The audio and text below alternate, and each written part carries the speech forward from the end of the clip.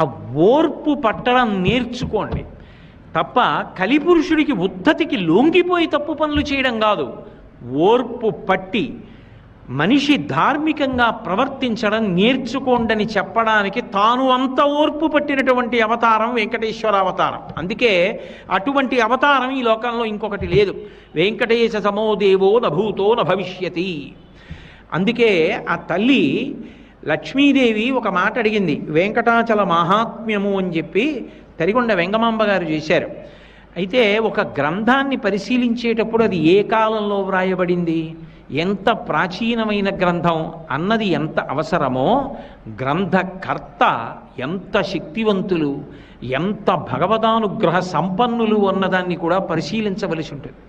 తరిగొండ వెంగమాంబ గారు అంటే సామాన్యమైన వ్యక్తి కాదు.